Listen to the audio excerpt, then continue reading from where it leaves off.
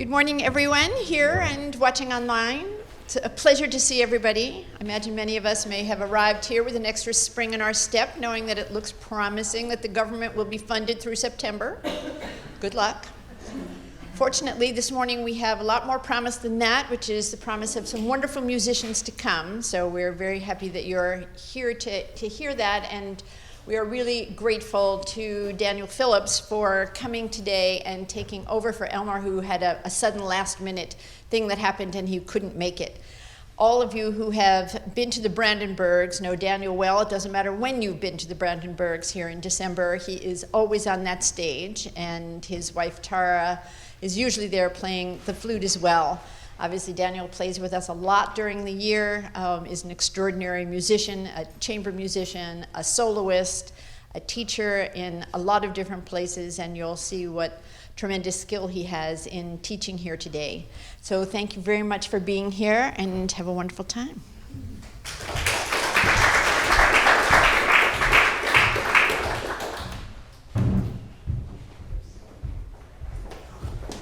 You guys.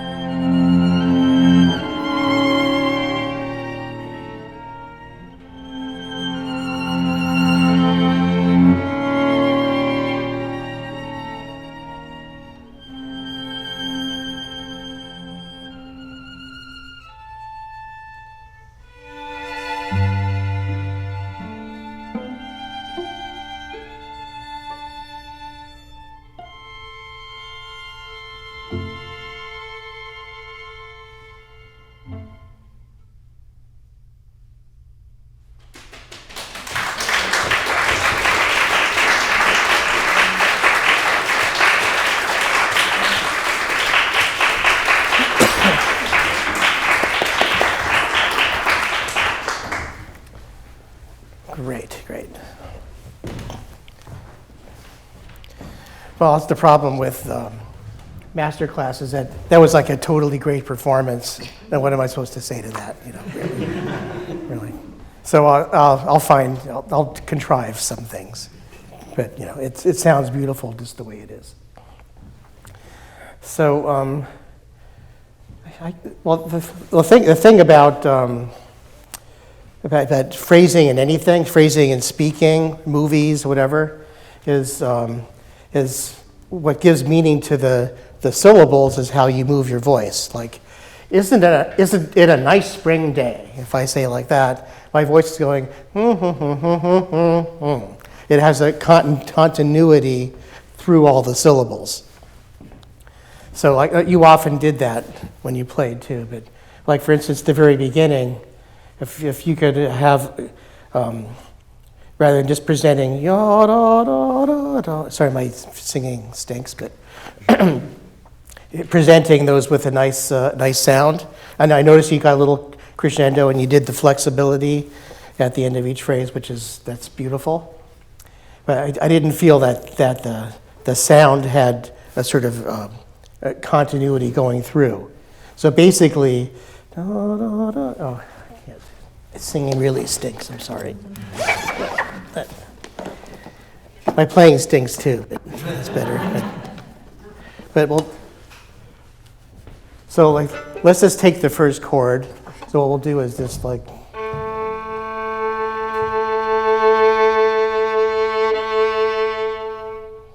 just play a long note with making sure the sound doesn't just sit there, but it develops all the way through.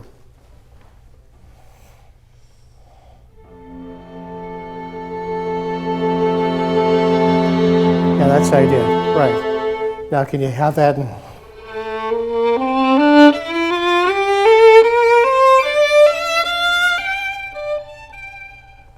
I know the second violin part. That part's too hard for me. But anyway, the same thing. Like listen to the sound, and the note. It's not about the notes. It's about what's going on through the notes.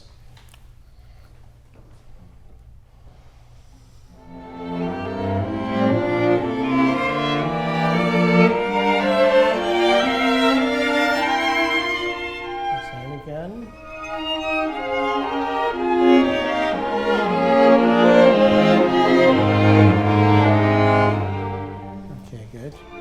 Good. That's the idea. So that's musicians always talk about phrasing. Like when my teachers told me to phrase more, I just played kind of a little more expressively, and they said, yes, yeah, that's better. but no, phrasing really is that. It's how it's by the inflection of your sound, what notes belong together and which notes do not belong together. Just like when we say something and then we have a comma. So it shouldn't be too foreign an idea because you do this a lot of the time, but not all the time.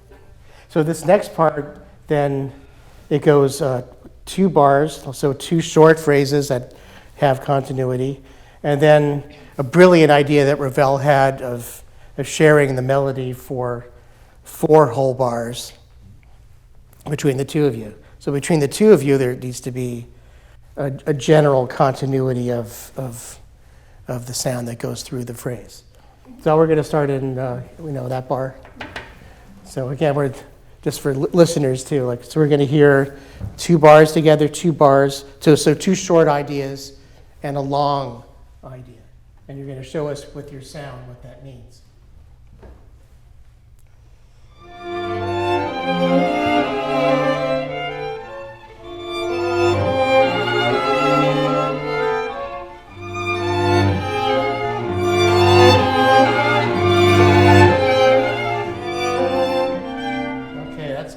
Good. So all those individual phrases were good. Now I'm going to sort of, if this was a story or a movie and you're the director, okay, once you say one thing, then it's like, okay, now what? But if you say, now you basically have the same thing twice in a row, right? Except interestingly, you switch parts, but still it's the same thing in a row. So if you say da da da da yum da da da da da, you can't just go da da da da da to like parrot it back. You say it in response, like a conversation. In this case, he actually made it into a conversation. If you were playing both parts, you would have to converse with yourself. Mm-hmm. But Ravel is a genius. He kind of gives that to you. So like 1 bar, okay, I said that. Now I'm saying this in response to that. And now we're going to say something for 4 bars because of what we just said before. If it makes any sense. Like what I got from your impression from your playing in general was the local events were done very beautifully and expertly and with beautiful sensitivity and taste. But as a story, it didn't quite add up. If I was your director in the movie and saw that cut, I would think, it doesn't have enough continuity to it. So just start in the same place and just use your imagination. Like whatever he does, don't do it quite like he did it. It doesn't matter what, it's not quite the same.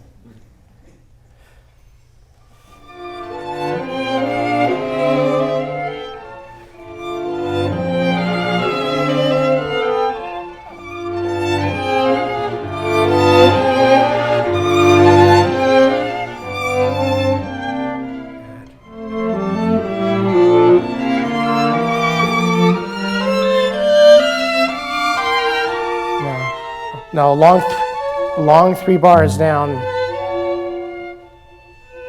That was better. Sorry, I was talking over you too. The same thing, like the.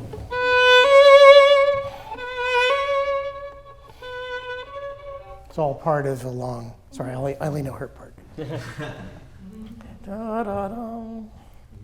So just go from there, where the viola takes over the melody. Oh, you guys are good.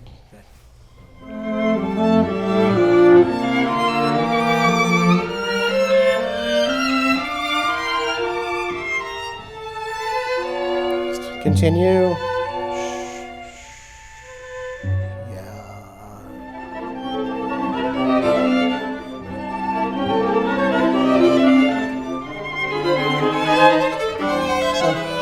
Good.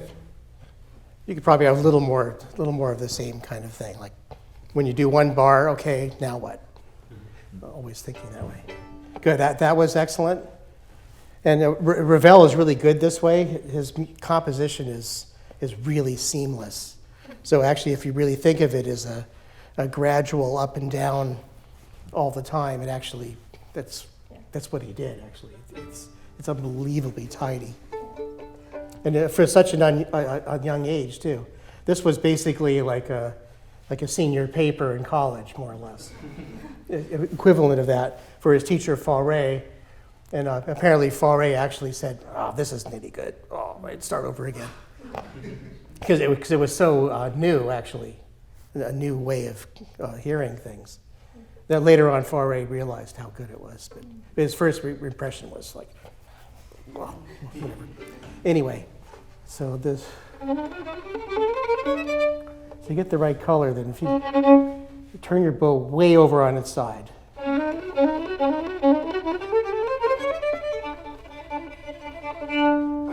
And as light as you can, but yet exciting at the same time. Same with like,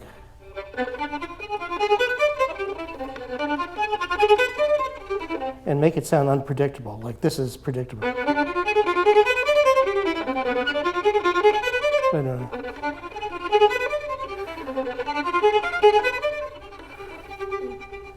bit. Can you guys just do it at one middle voices? Sorry, that was probably too fast, right?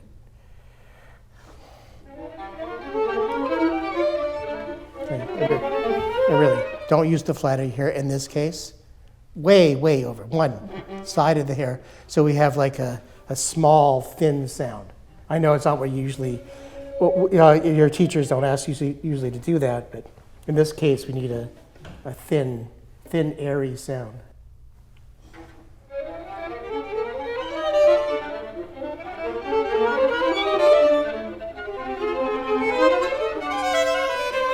Good, that's good. Now try to cooperate and stay together. Yeah.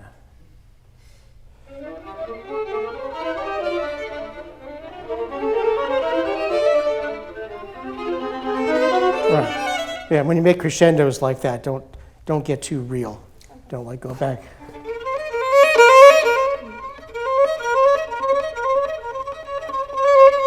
Stay kind of in that atmosphere.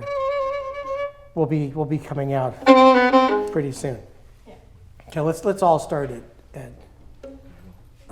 anyway, I don't want to stop too many times right now. So the next thing is Benjamin. I know it's bowed. It's bowed that way, but don't let that influence your musicianship. Like don't follow that. Especially in this, the Ravel is, in this French music, it's all about very long sound. So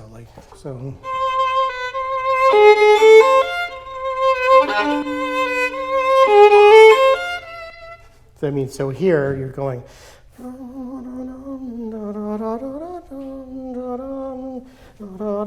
Don't ignore this. Just try once by yourself for a second.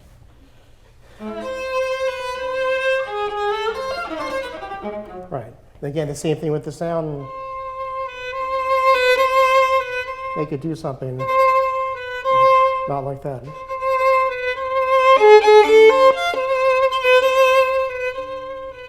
So it's doing something, up or down. That's better. You're still influenced by your bowing. So don't change. Don't rush the bow on the bow change. We can do it together. I don't want to put you on the spot anymore. Yeah, letter one.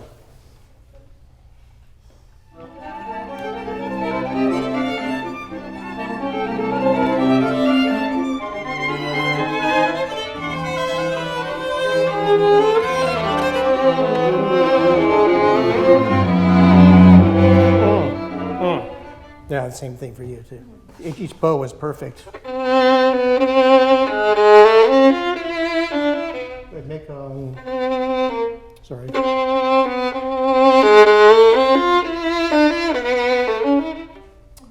Sorry, you did better than me, but keep the, again, like don't, this case, the bowings don't mean anything. Mm-hmm. Often in Mozart, those slur marks, they really mean something, and it's good to taper them. Mm-hmm. Not here.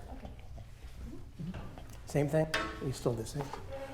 Okay, I want to try one thing with you now. When you go, now everyone else has 16th notes. So what if you, can you just play that like that? Okay, pick an appropriate vibrato to go with that.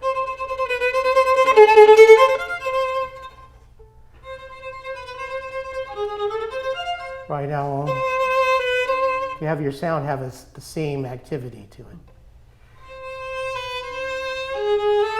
Good. So think of like you're playing, instead of quarter notes, you're playing 4 16th notes tied together. Right now, I'll show you the difference. This is just playing with a dotted quarter. I'll try to do a faster sound. And then, so at the same tempo, the sound could feel like it's either like relaxed or in a hurry. So your sound should sound like it's in a hurry instead of like that. Okay, let's go all from one again.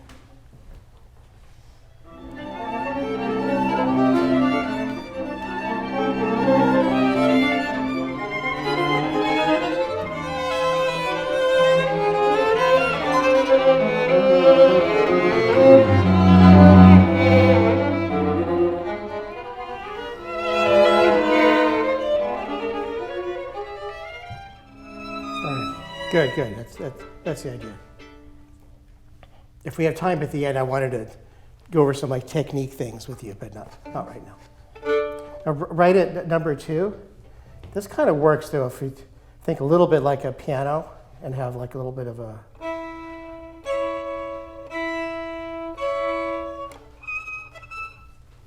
your part. I don't know. I played the viola part a lot too, but.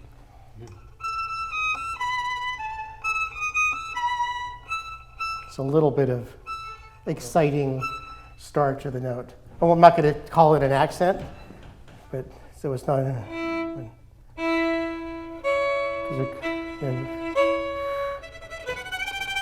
So like there's a hint of the coming storm, kind of. Let's do 2 before 2.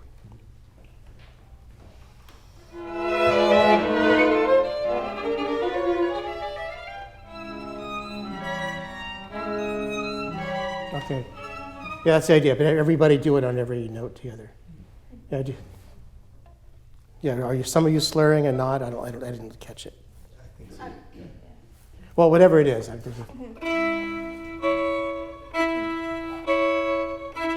So both little bit of that with the bow, and also a little bit of a sudden vibrato. Not it's not going to turn into one, but. And even if you have the same note, do a fresh vibrato. Same thing?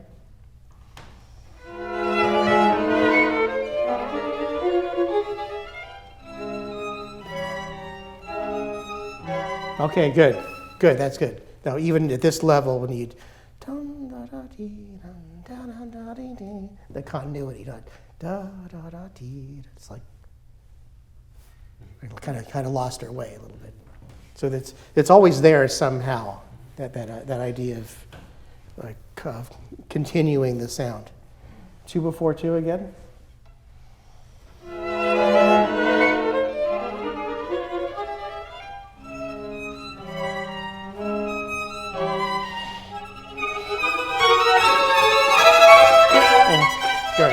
Good. So Yasha, same with you. Like the energy is right, sounds right, but just play a 1 long E.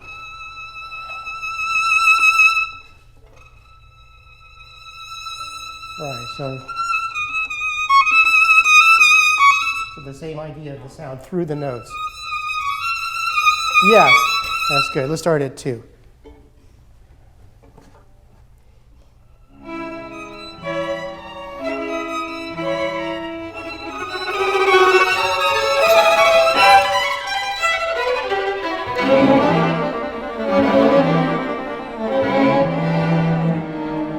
Good, good. Yeah, that's the idea. Because I think, as you already are feeling the music, you feel this music in waves rather than beats. I suppose that's partly true in Beethoven too, but Beethoven is more chiseled out, and this you really feel like, the waves going.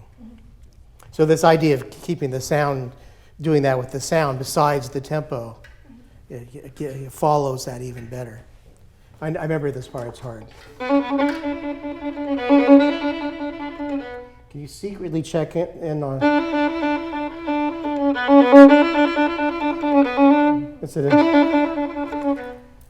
It's too long a pattern to just make a 12-note pattern.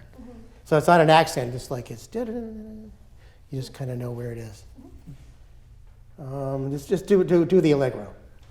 Everybody's fine.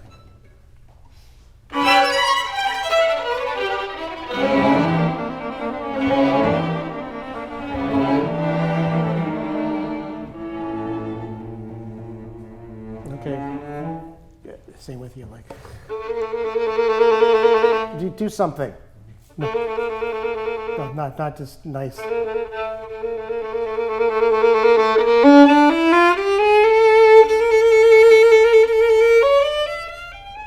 So over all those 3 bars, your sound is basically going like that. Right there. Yeah, and I think 2/4/2 it says to get softer and slower. That's true, but let's think that we're basically going not to number 3. I kind of wish he didn't put a number there, because it looks like that's where we're going. But we're arriving at a low point at 4 after number 3. That.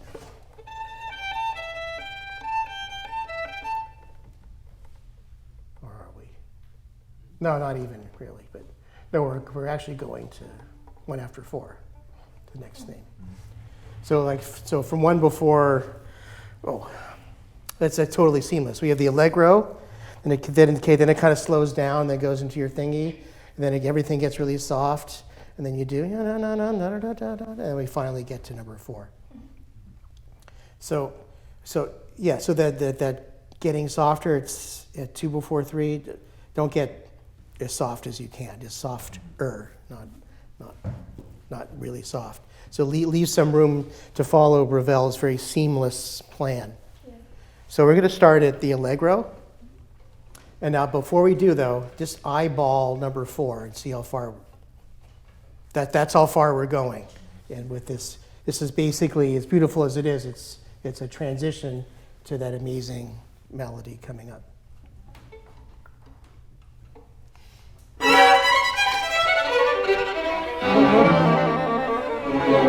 Keep it up. Keep it up. Keep it alive. Come on. Don't slow down. Okay. Yeah. Yes. Playing slower is not going to help. Yeah. Let's get.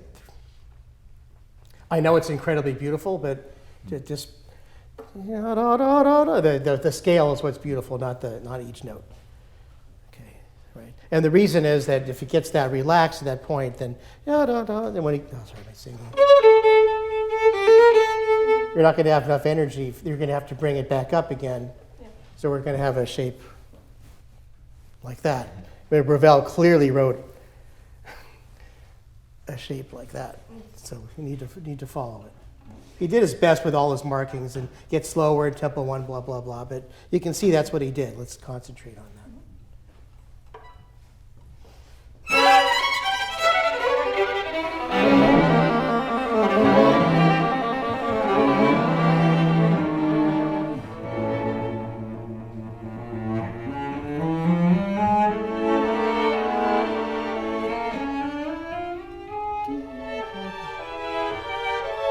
Keep going, keep going, keep going, keep it going. Now we're coming to it. Right, that's where it's genius how he did that, isn't it? But you have to follow it. Now this will detail when you go. This part, play with it just as lightly as you did, but more concentrated with the bow, less bow, and very intensive with the left hand. So changing very all of a sudden.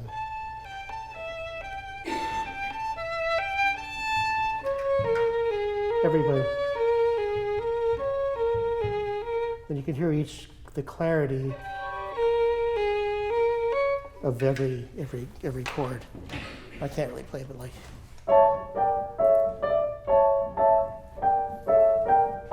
So you can so it's like a piano a little bit, even though we're slurring. Just a 1 before 3. So it's okay. It's kind of your solo. So don't worry. It doesn't have to be exactly correct.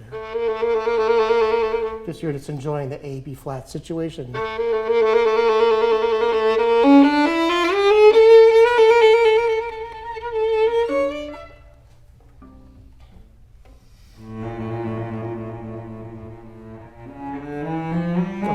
Sorry to pick any, but the end of the trill is not the end of the piece there. It's like he's finally, it's like he's trying to go, but he finally gets a chance to later.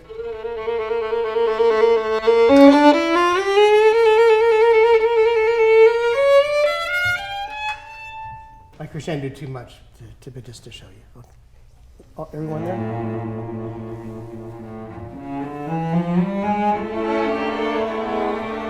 Okay, sorry, here also like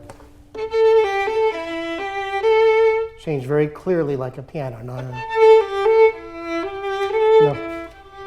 don't hide any changes of notes.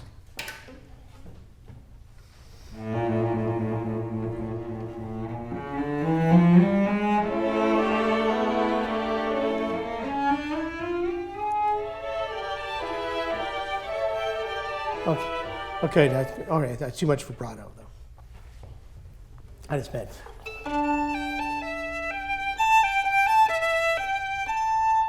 It's maybe a little like, maybe that much.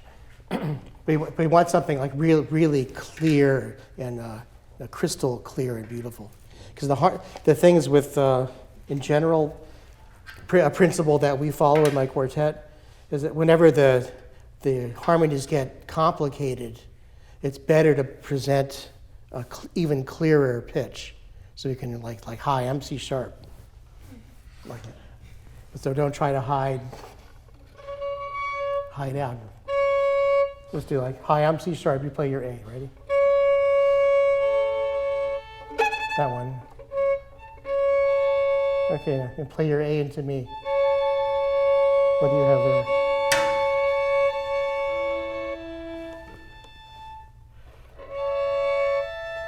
Clearer. Clearer.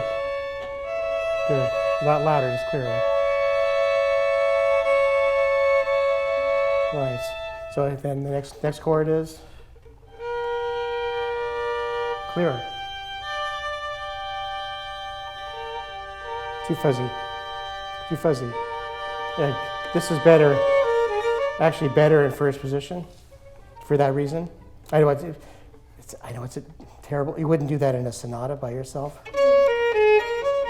Cross strings like that. But very often second violin sounds good that way. It's very upsetting. But do the first chord again without me. Da. Second chord.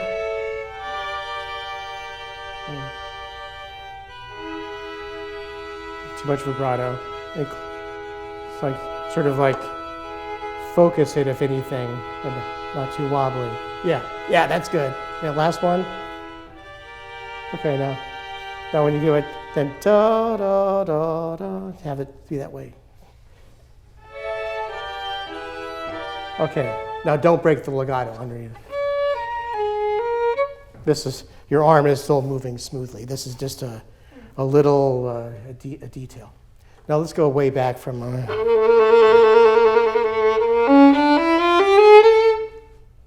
Yeah, use a little more. Okay. You have a little more imagination. Don't play every note in the right place.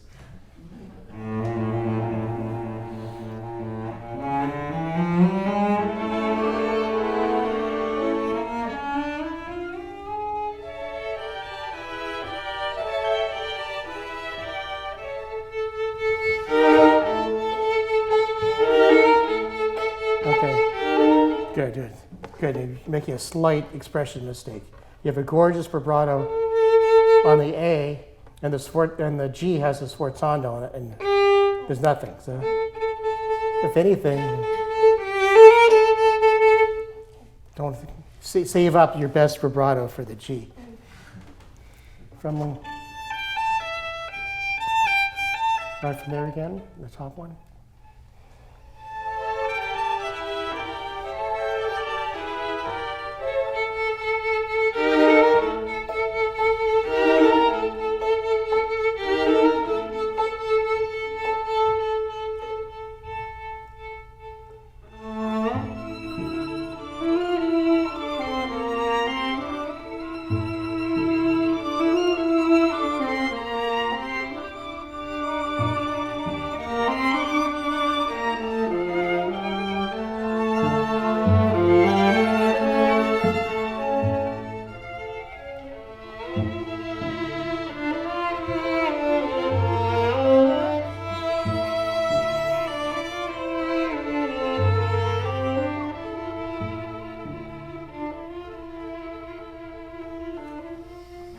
Good.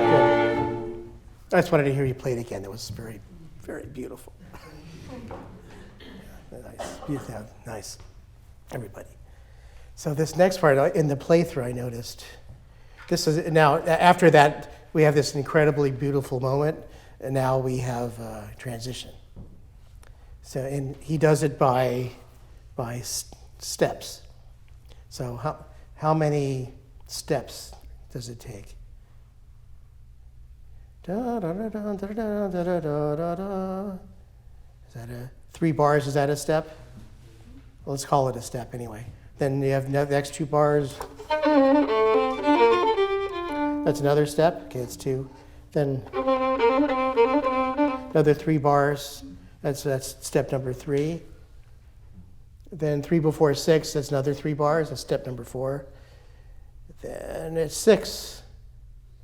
That's still another step, right? Okay. So we have five steps. So I mean, steps mean that with each step we're getting somewhere, not going back to the beginning. So what I will do is let's start at number. Well, let's start before 5 of that great melody that you have. Before 5, 6 measures, and then when we get to the steps. For the benefit of our audience and for you and me, I'm going to remind you which step we're on. So like if you know you're going to take 6 steps and you're on step number 1, then you have a certain perspective on things, how to pace yourself to take 6 steps. So that's just what I mean. Okay?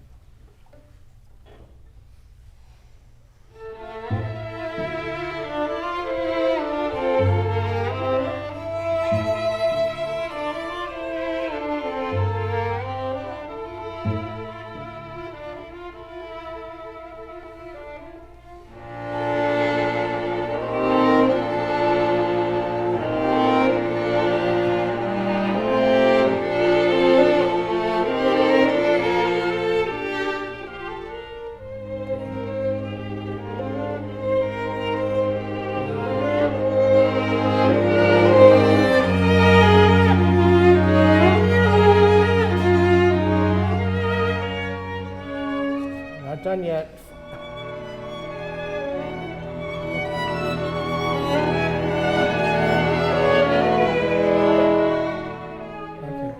Okay. You could have held it together better. With so there's something about like if I'm arrived at something, there's a certain kind of sound that says, yeah, I'm here, I like it. I'm happy where I am. That's a good kind of sound to have. There's another kind of sound that says, what I want is that light over there. And I'm far away over here, so I think.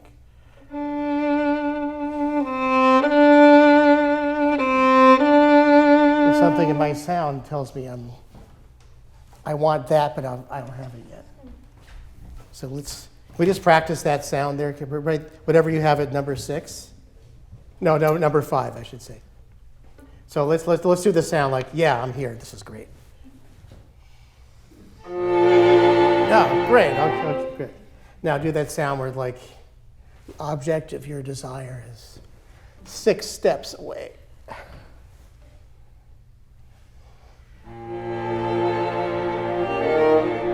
Good.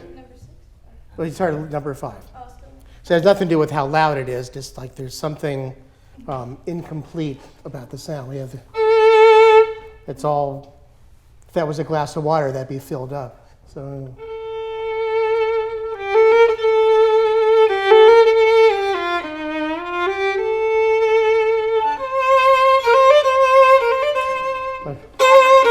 I haven't got there yet. So something there's always room for something to happen in the sound. If, you're not at the edge yet.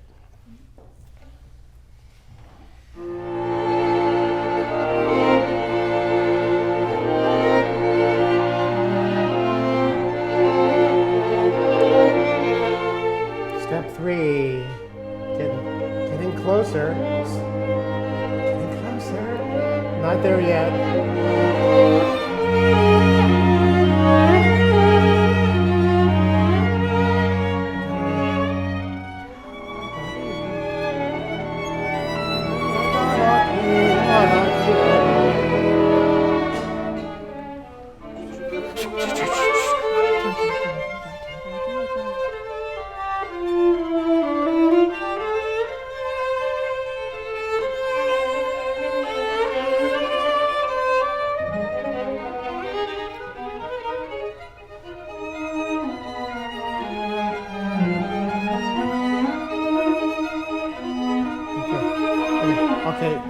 Actually starting to get good. I was going to pick you on just not having continuity of your sound.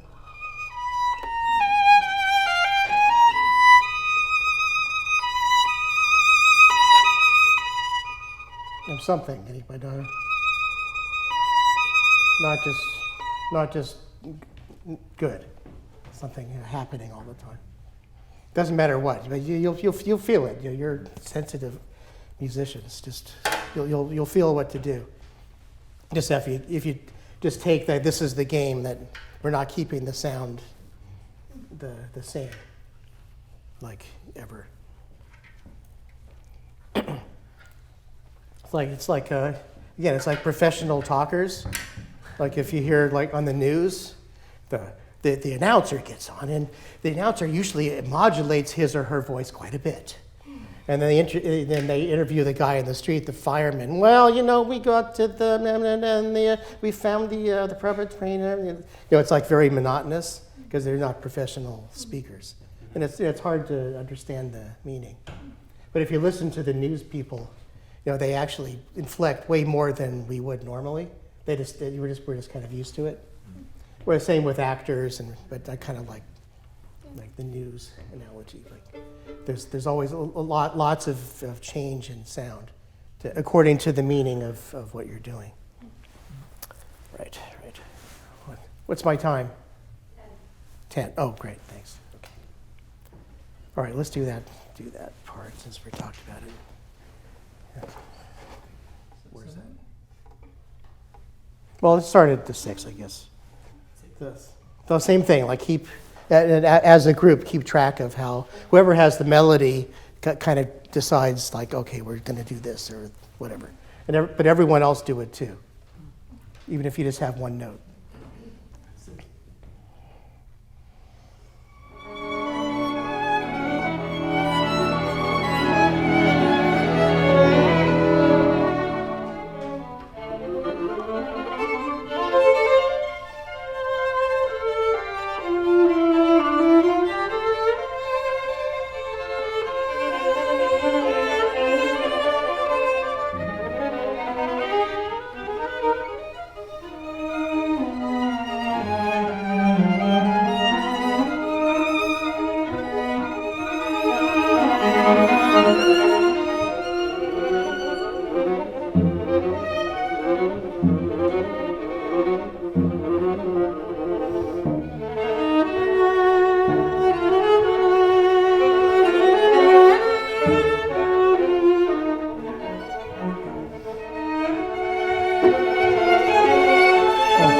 Okay, good, everybody, good. Now I just want to go over like a few how-tos. So especially at this time in history of string playing, they're really concerned with the what they call the pulling contact.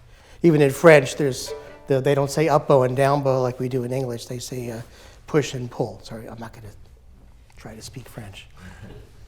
So there's not an idea of like just moving your hand up and down, but it's like an active like pulling on the string.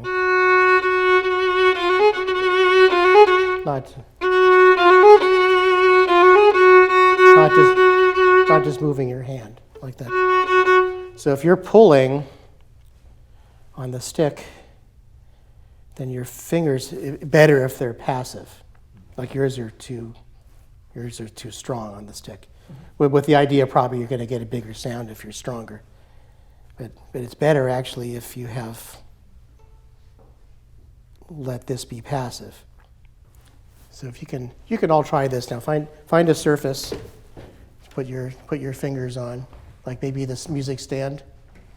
You could all try this on your chair or your leg or something. But just okay, I'll show you what I'm going to do. Just lay your fingers down on something and drag your fingers across. And you'll find that the more passive your fingers are into the surface, the more traction you get. And if you tense your fingers up, you'll actually get less traction. So the contact on the bow needs to be this sort of, like monkeys do that when they hang on to the branches. Their fingers are passive, and there's no way they can let go of the branch. If they're active like this, it's easier for it to get out of it. So when you bow, then the last thing that happens is the stick, and your hand goes first and drags the finger behind it. So in this day, in Capet and Isai and Marteau, all these great string players, they're very big on the pulling sustained way of playing. So it's like so. Anyway, Benjamin, just hold the screw of my bow pretty tight. So if I go up bow, I'm going to be pulling against you. It's different than going like that. Here, let me test you. Pull. Up bow. Yeah, don't just squeeze. Pull, drag. Let your fingers drag. Right. And down bow the opposite.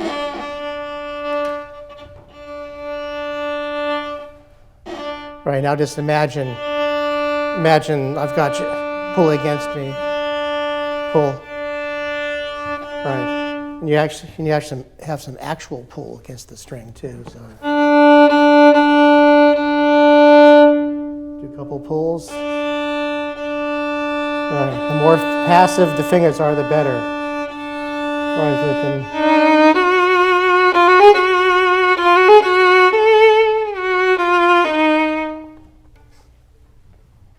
pull.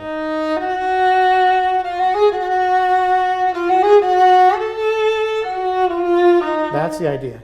It has more of that sound. But don't confuse it with pushing the bow down into the string. It's basically like doing a really long pizzicato to the string, but not pushing the string down. So that's one thing I wanted to go over too. Like, even when you're up the E string, it's a lighter pull because it's thin.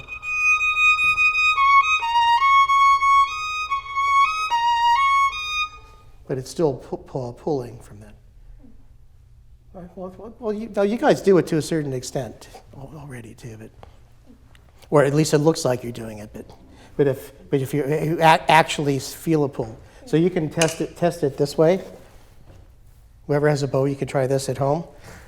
Hold your bow with your left hand and pull up bow and down bow there with your hand. And your left hand can tell if you're pulling or not, or if you're just shoving. You can feel the pulling impulse. So whenever you play, you always play with some kind of pulling impulse.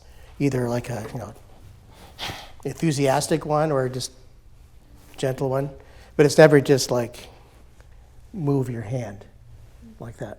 So that doesn't engage the string enough and pull on it to make the that vocal sound. Because when singers sing, they learn how to they feel like they compress the air in their lungs through the vocal cords. Like the good singers go like that. They don't waste any air. Bad singers, have lots of air that's not used for sound. So this pulling contact ensures that every barb in the hair grabs on the string. But it's a little counterintuitive because you hear people play that way. You think, oh, they must be holding their hands with a certain strength. But the only strength is, if you could do this, is if you can call it that, is whatever the finger's getting stuck in the bow. Like this, go like that. You guys go like that. So, okay, that's all flexibility and no strength. Now just have enough strength to leave your fingers stuck on the bow. It's like when we do this when we vibrate, right? We kind of vibrate and the finger gets stuck in the string. So make sure your fingers tips are stuck, even your pinky. Then when that's true, then you have the right pulling situation. So that's a way of checking it. But anyway, I got a feeling I'm out of time right now. I was going to do vibrato stuff too, but we have 2 minutes. Okay. Now, this is something I've learned. It's not my idea. It's how Dr. D.C. Dunas, the great, amazing, controversial technique guy, said. But you guys can try this on your hand if you want, string players. Vibrato basically goes from the in tune position from behind, right? So put your finger now on the behind position. Okay, here's in tune. Now go to the behind. Now, if you throw your hand towards your face in a quick impulse, you see that the finger springs backwards by itself, right? You put your finger in the in-tune position, shove it backwards, nothing happens. So therefore, the vibrato impulse doesn't start from the in-tune going backwards. It starts from that way, except we don't hear it. And if you release it, then it'll keep going by itself instead of having to shake it. So you can test it if you do a pizzicato.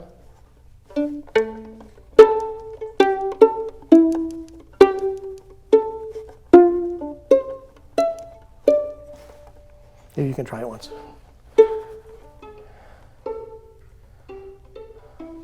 Yeah, if you hear that, we haven't done it. We don't hear the in-tune pitch ring from the beginning. Good. Right. And put a bow to that.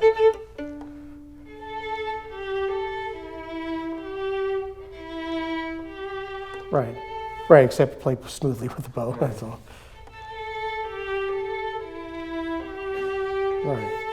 Right.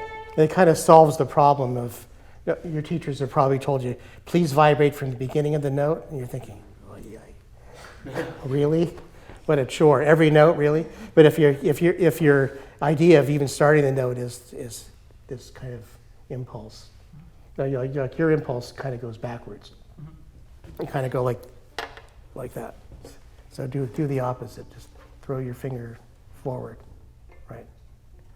And if you feel like you hit something hot, like electricity, ow, like that, and then your vibrato will continue by itself without having to shake it. I won't put you on the spot to experiment because the first few of those, I always find they don't sound that good.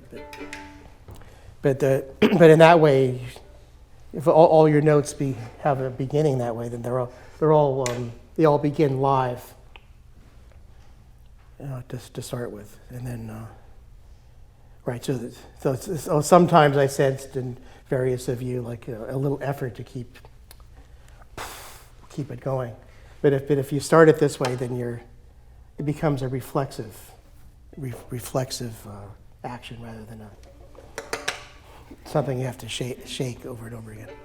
But so I was grateful to know this, because as you get old, you can't do that anymore. Well, yeah, and many people, the violinists, when they get old, they start sounding a little wobbly. So this is a way out. So you don't use strength at all, just reflexes. But I mean, for this too, like very often I would have liked to see like a faster vibrato or something that's more focused on the pitch, and this would be the technique to develop to do that. Okay, I think I have to quit now. But you guys are awesome.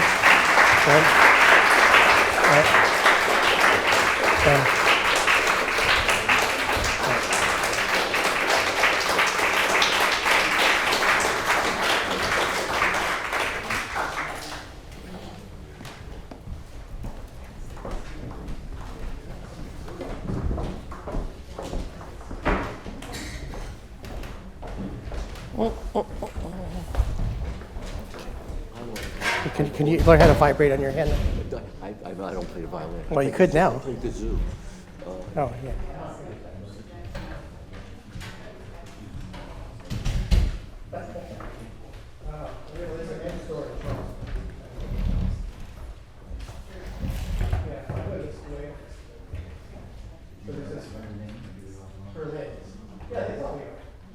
Yeah, it's like one of these great American things. It's been in the Berlin family since like 1900 or something.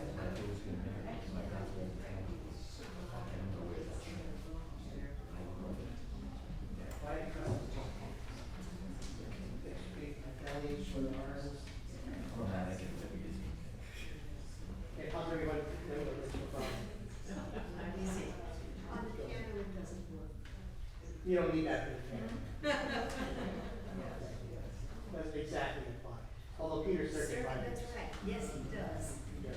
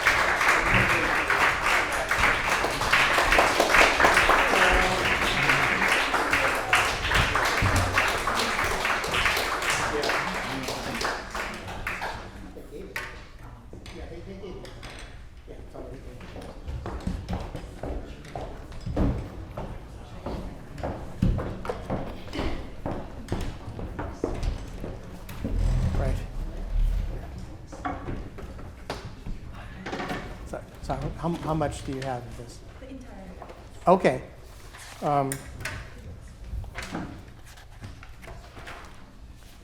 What's best? Should we want to do the whole piece through, or should we do each movement first, or? Okay. What? Want to do the whole piece through? Okay. Okay, fine. Okay, it's a 3-movement piece, and they want to do the whole thing through first, which is fine, because then I'll have to talk less at the end.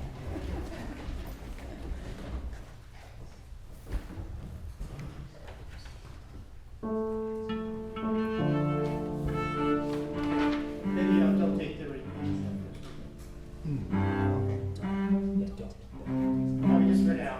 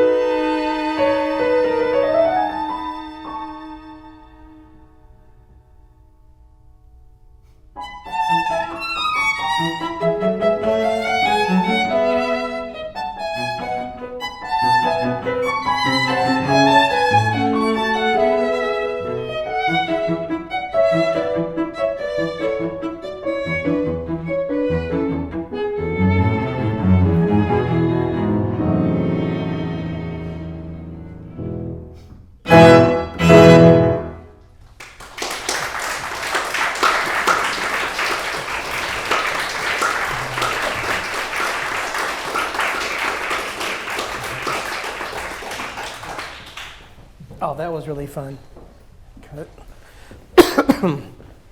Boy, Haydn's music is like the most crazy stuff, isn't it? Like even Beethoven wouldn't take so many chances as that. Anyway, very brilliantly played. So I have my usual problem now. I don't know what to. I mean, it's already fine. So I'll just fool around and find stuff to tell you anyway. So the first thing after that odd beginning, hearing the melody, then you do it again with crazy chromaticism. So I'm wondering if you could bring that out more, especially that. Right. So that means that, well, the touch has to be not even. We'll just play that part because they don't know what I'm talking about.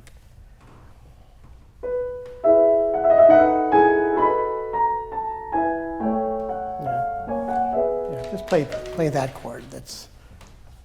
Oh. Just play those three notes. Da da da. Now that's really peculiar. No, I find that more interesting than play the first notes. Da da. Okay, that's nice, but it's not that interesting. But play that part. Yeah, oh, that's really wild.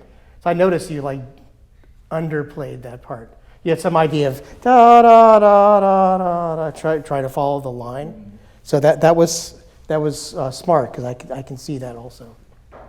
But those harmonies are so like weird. I would like to sort of hand the audience, wow, that's really weird, on those notes, rather than have them conform to your idea of that just makes a line like that. I would agree with you if he put even a G sharp there. Play with the G sharp ones. Yeah, that would sound all right. That'd be nice, but not that interesting. But he puts the G. Go. Yeah. So go from the whole melody.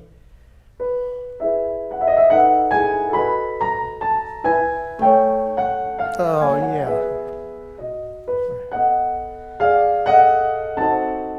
Yeah, there too. Well, yeah, we kind of did it too, but the last thing we expected was a diminished seventh chord there. So bring it out. You kind of meant to, but you didn't do it.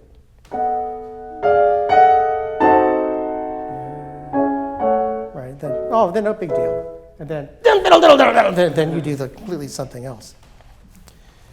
So I mean that's kind of, as musicians, that's one of our objects in our interpretation is to find out what's interesting.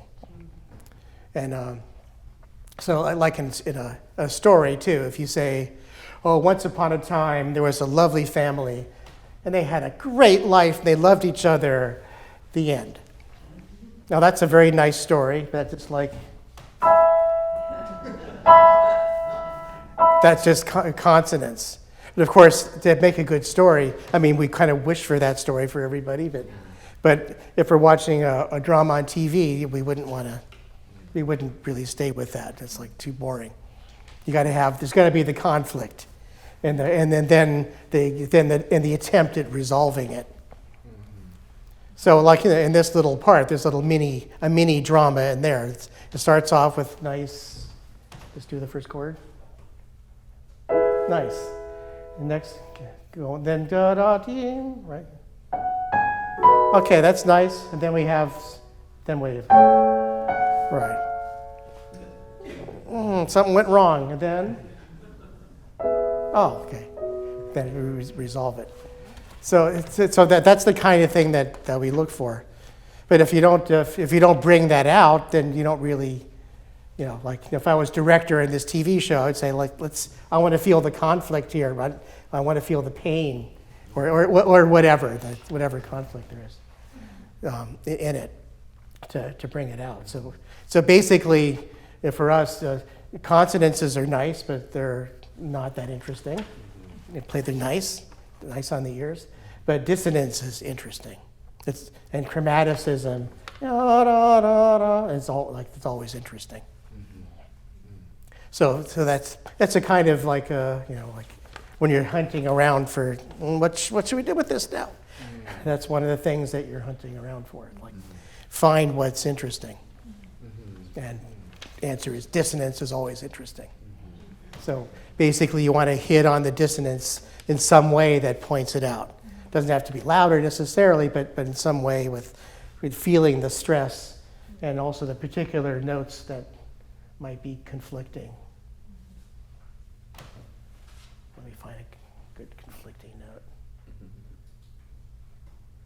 Okay, I can't find one here. But anyway, let's go from the beginning again. You had an interesting idea of being a little pizzicato like yourself. Is that right? That was the idea? Yeah. Okay, cool. It's very unusual writing because she has these little little things before each note, and the strings have pizzicato. It's a very strange idea. Cool, but it's weird. Okay.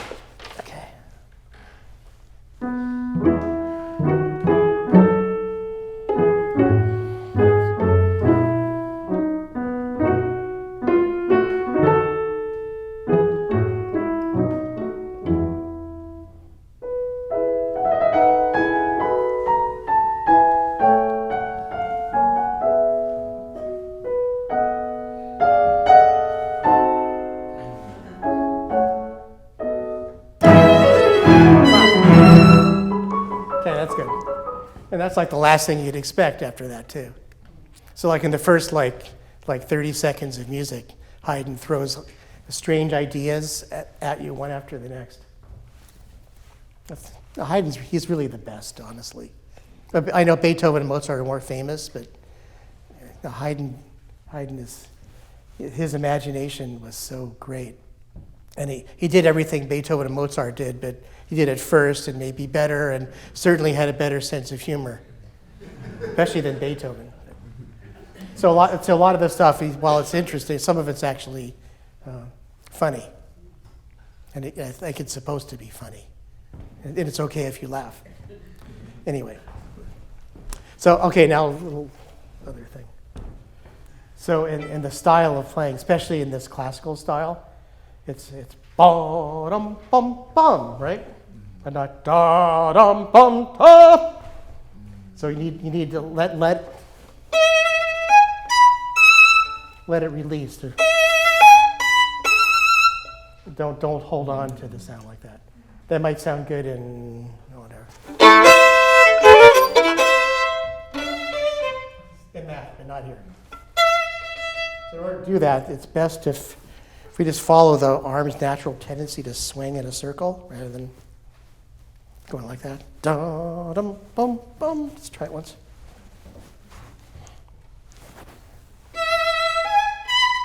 Yeah, then just let it go. You don't have to. Don't hold on to it.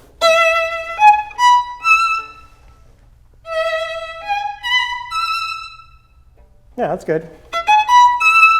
Right. And then let it release with the same energy you started with.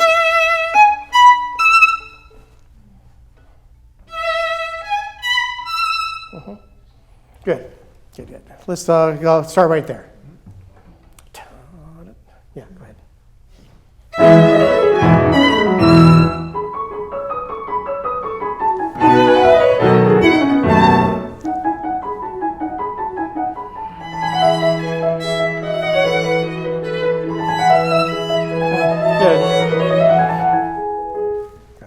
So, well, normally if this was a studio, I'd ask you to sing or something, but I won't make you do that.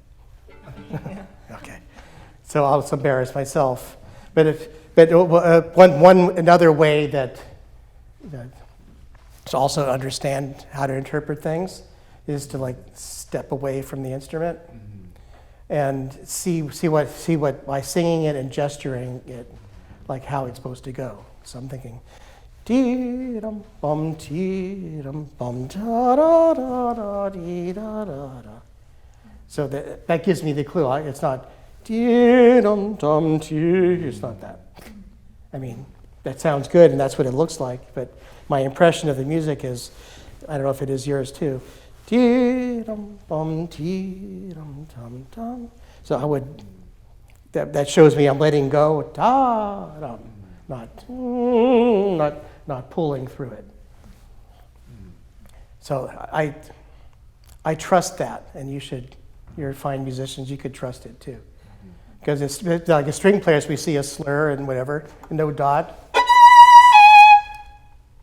That's what it looks like.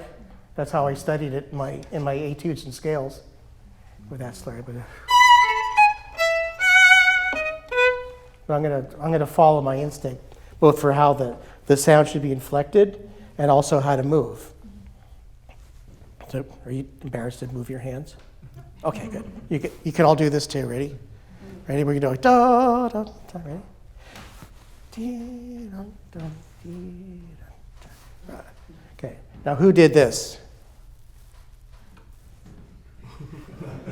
Well, yeah, you're laughing, but that's why would, if I sang this way, da, dum, dum, dee, like, so this is what I learned in my violin lessons, how to do that. And my instinct says da, dum, to do that. Now, being basically disrespectful of my teachers, as I was, I should have been actually more respectful of Mr. Galamian, but okay. But anyway, it turns out one's musical instinct is trustworthy. And in fact, the string instrument prefers being played in the curve anyway. It's really happy. Played in the curve, doesn't really like being played that way, honestly. So, just to like why that happened is that when we're beginners, we're going to go. Bow goes really crooked, and the teacher says, "No, you have to bow straight." But straight just means parallel to the bridge.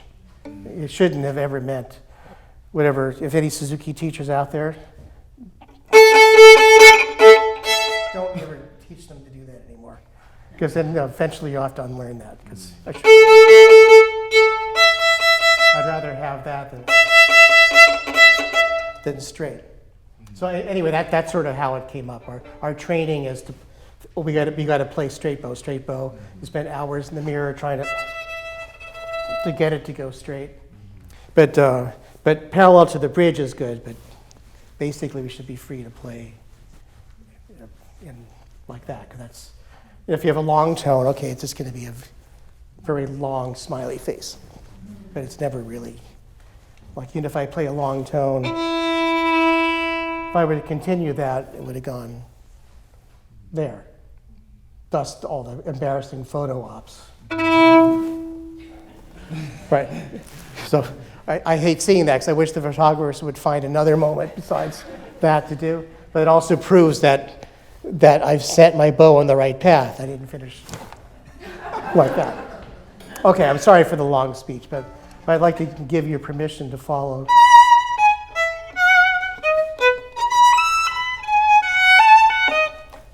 Sorry, that sounded a little bad, but to follow that. Dee-dum, bum, dee-dum, dum, ta-da-da-da, dee-dee-dee-dee-dee. So let's go back to the first place.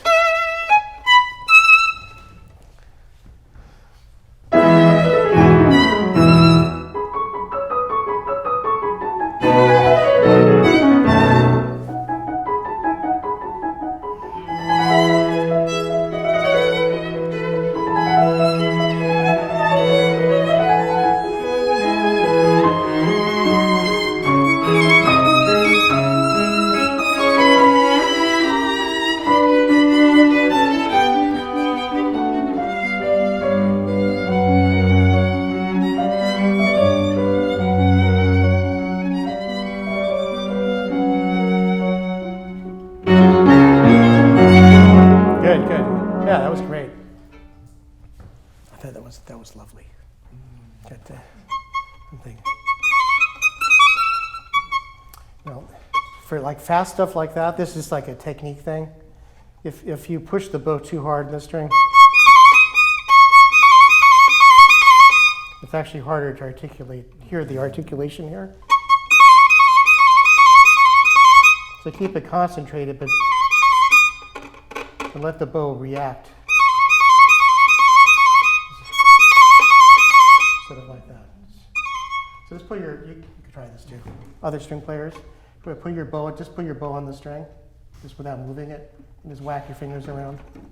See how the stick kind of reacts? See if you can.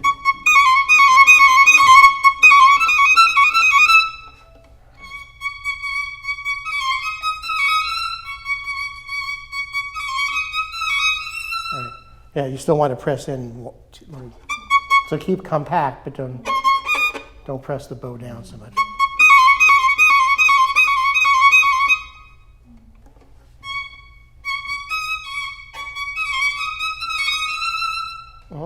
Right, and just deal with where you are in the bow. You don't need to use more bow on that note.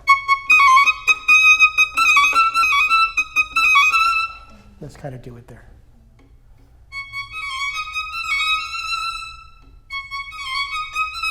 Yeah, that's better. The lighter one was actually cleaner. That's for everything.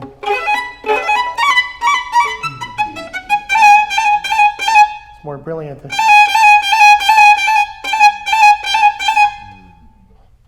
So that's the magic of the rare. I don't know if you all knew this, but the bows that we have are all made out of an endangered species of wood called Pernambuco, which only grows in the Amazon forest. And we get it because of this amazing spring that it has. Like no other wood is as good, unfortunately. And the environmentalists are all mad at the bow makers for wanting to rape the forest and stuff. We said, just a few logs, just a few logs. Anyway, so sorry to spend time on that. Right, what's I lost track of the time, Grace? 20, okay. Okay, then we, all right, that was like my main point for this movement anyway. Yeah, I got nothing else for you on that. Now the next movement, well again, like our object is to find what's interesting. Now what is not interesting is da da da da da da da da da da da. That's really not interesting. So we're going to find something else that's interesting. So first of all, the harmony basically moves by the bar, right? Like, does it ever happen? Is there ever a change of harmony in the middle of the bar? Maybe like once in a while, maybe, but mostly not, right? Okay. So we got. So once you've said, you don't have to say it again.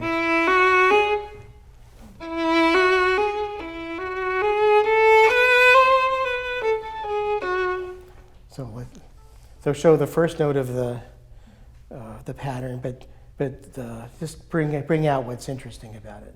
So the change of harmony on the bar line and whatever shapes that there are. But try to take our mind off that the fact that it's that. There's zero rhythmical interest in the, so let's try from the beginning.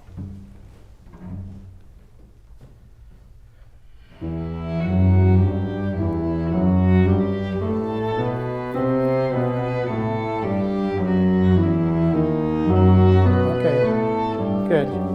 Okay, now one thing interesting to me is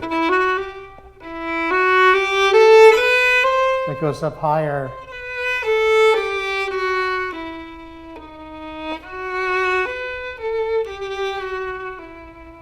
Just what's up and down.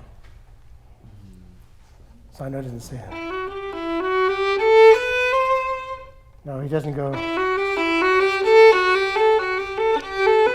He doesn't do like a predictable pattern. He kind of changes it. So.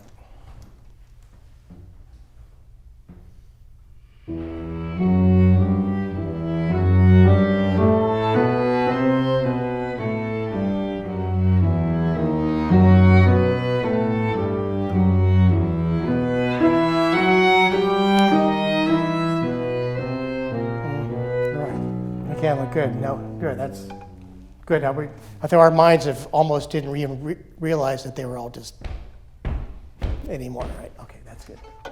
And again, dissonance.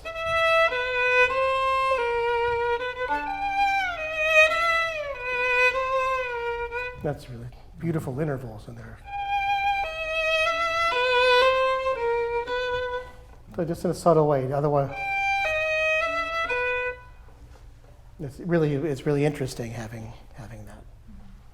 So I maybe lie. There is some. I have to admit, there is something to the processional idea of it. So if you can sort of play like the piano a little bit, ding, ding, ding. But at the same time do what we just said.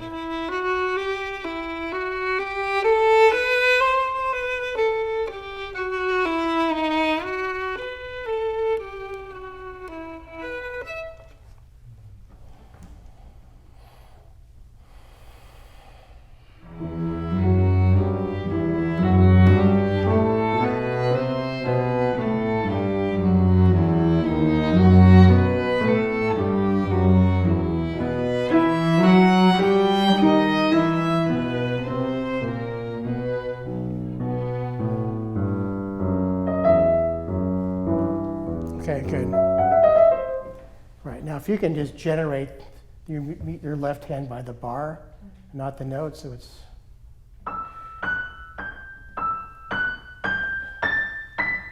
None. Don't micromanage all the notes. Just play by the bar.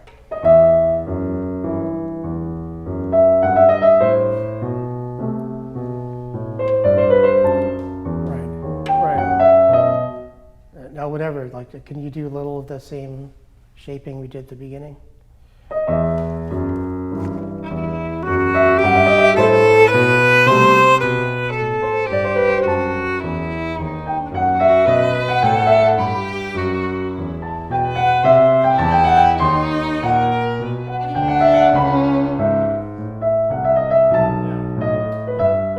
Bring out interesting things.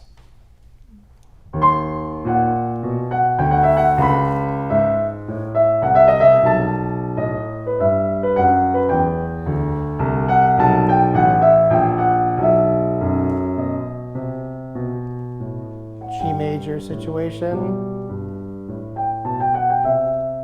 Right. Yeah. Again, like if every length of the note has exactly the same touch, then we're kind of drawn to the uniformity of it. So if you're really thinking.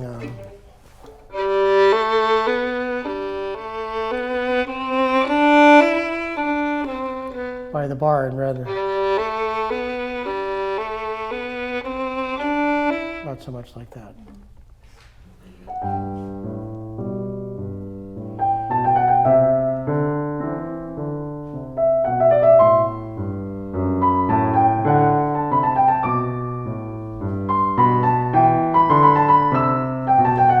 Good. That's the idea. Like, whatever's interesting. The first place we did was interesting, not just because of the notes, but because, you know, like changes the meter. All of a sudden we have 2, 4 bars in a row, in effect. Right. And I hate to admit it, but there is some wisdom in the conducting pattern of 3. Like, not that I don't like playing with conductors normally, but anyway. So in a 3 pattern, the first beat is the only good beat. Second beat is like whatever, right? 1, 2, and the third beat is upbeat. So if you're just kind of thinking that 1, 2, 3, da da da da 1, 2, upbeat, da-da-da, as a basic pattern rather. Now they tend to sound a little all like 1, 1, 1, 1, like that instead of 1, 2, da-da-da-da. It just kind of changes your perception a little bit. Otherwise, the piece is really hard to bring off and with lots of downbeat feeling notes. So let's start from the beginning again, because that would be true at the beginning too. You know, admittedly it's pretty subtle, but just if you just feel that as you play.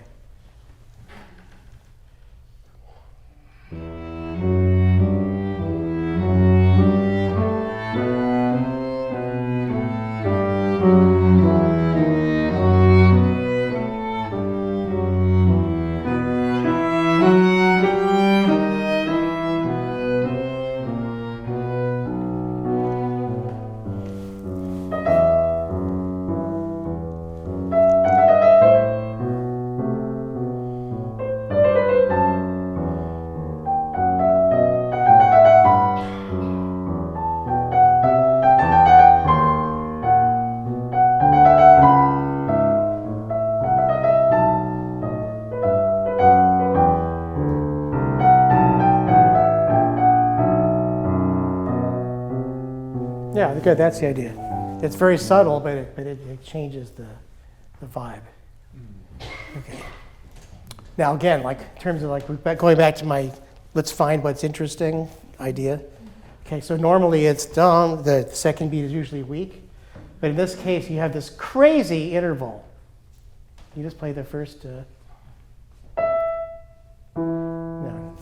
Now who here can sing that? Probably nobody. No, so in other words, if you were to sing it, it'd be very difficult. You really feel the distance between that. So therefore, the second beat is actually kind of amazing rather than actually weak. But da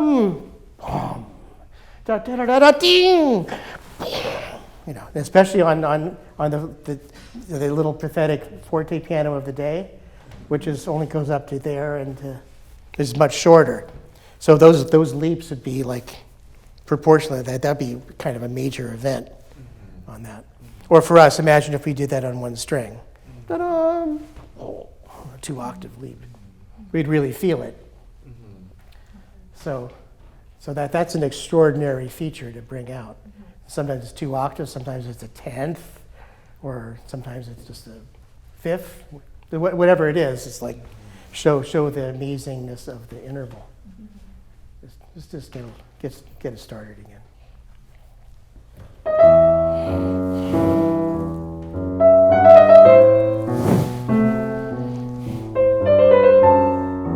Now it doesn't do it.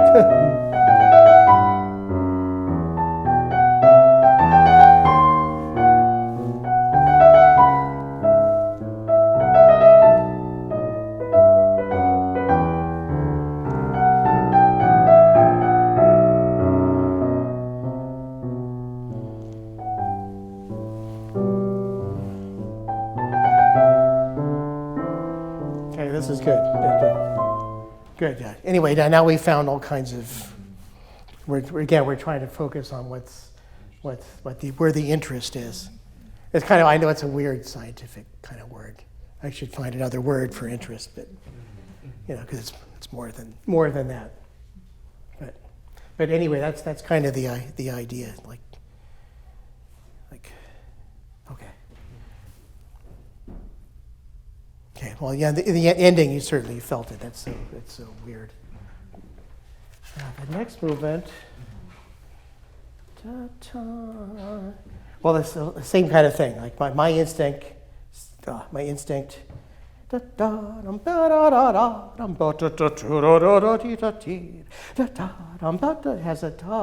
kind of a little bit of charm to it, and it's not so not so much like that. Not that that's bad, but I think this doesn't. I don't get that feeling from this. So again, like plenty of you can give the life by that. A quick release is better than in this case.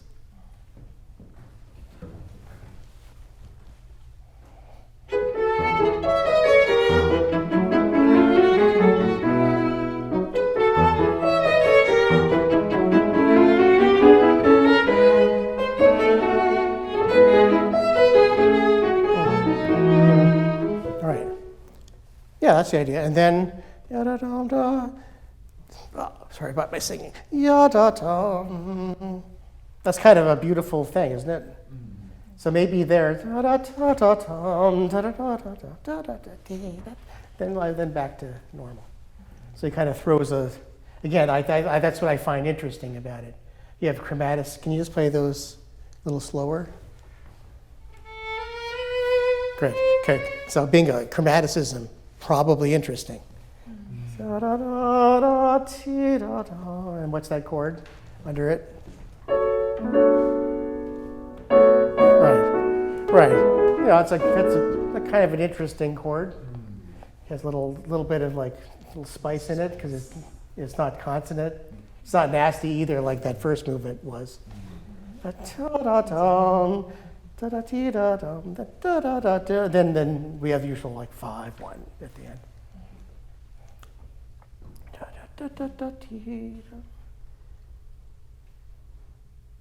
Right. Well, it is in some level too. If it's written, sorry, I can't.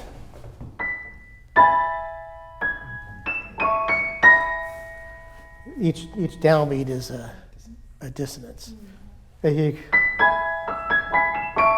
You could have done that too, but it would have been, again, it would have been the boring story. So there's a little bit of some way of, he's giving the dissonance right on the strongest beat, like a little bit in your. So just allow yourself to react to that.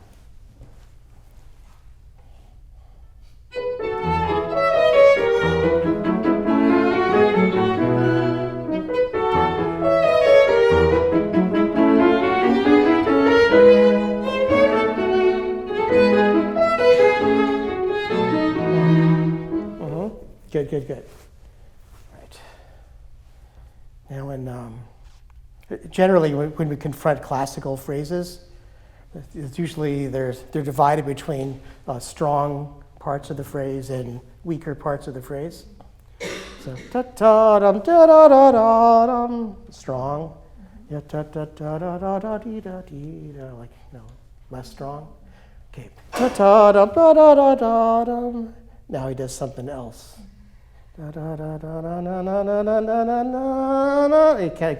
has a chromatic all the way up. So I wouldn't do the same formula there.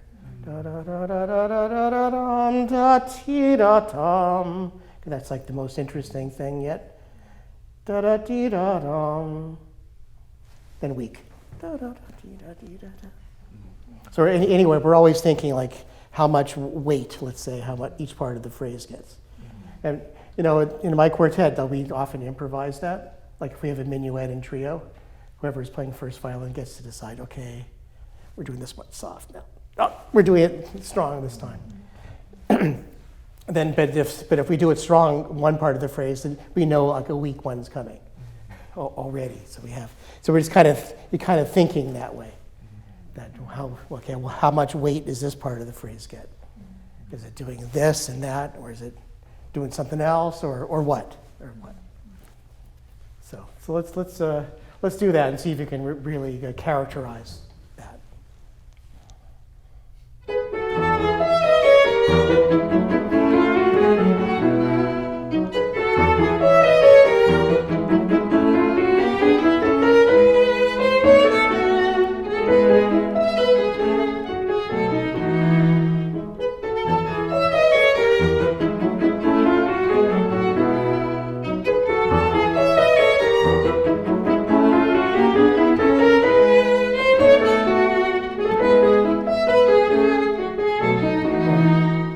Yeah, that's good. Good. Great. Now, some editor put a slur there. I kind of like it, actually. Or even if you don't do it, I kind of, I find that an unusually expressive thing. So try once, slur it, and play it quite romantically, and then back to normal. So it's really quite different. Just do the second time and measure 4.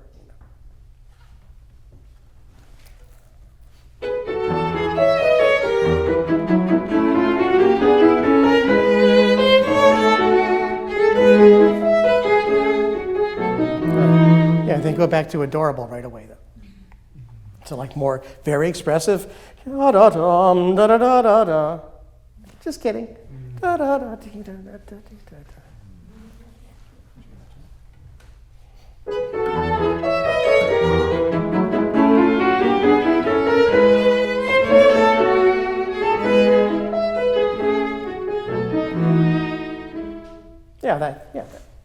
That's good.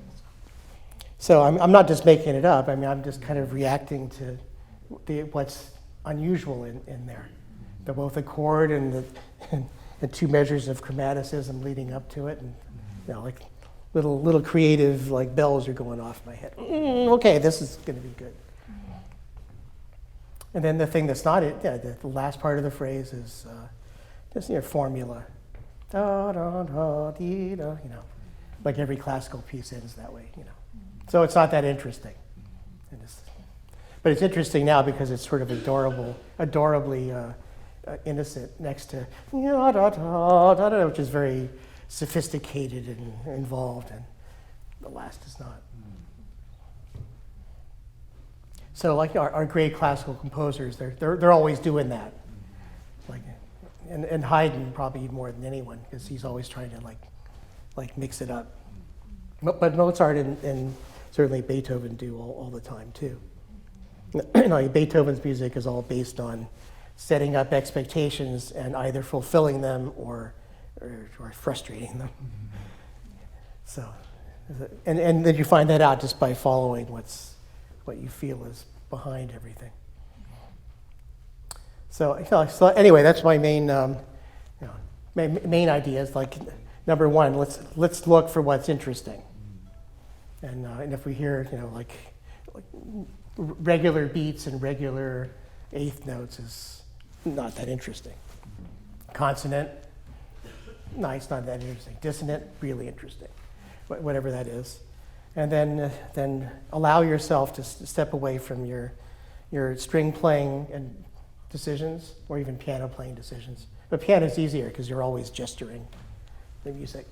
That's the only way they have of making that into actually sound like music. But for us, we just let your instinct and you kind of go with how you sing it and how you inflect it, and then when you play it, try really go with it. Find that more reliable than your etude practice choices, because often we see am I going to play this on the string or off the string, or closer to the bridge or further. You have certain choices that present themselves, but you probably wouldn't have think. You might not think to do that if just by looking at the page and deciding on your usual list of things you're allowed to do. So I always feel when I'm doing well, I feel like I'm really being really bad, and playing incorrectly in a certain way. Because I'm doing things that my teacher didn't tell me to do. Okay, I think we have to stop now. But very nice working with you. Beautiful.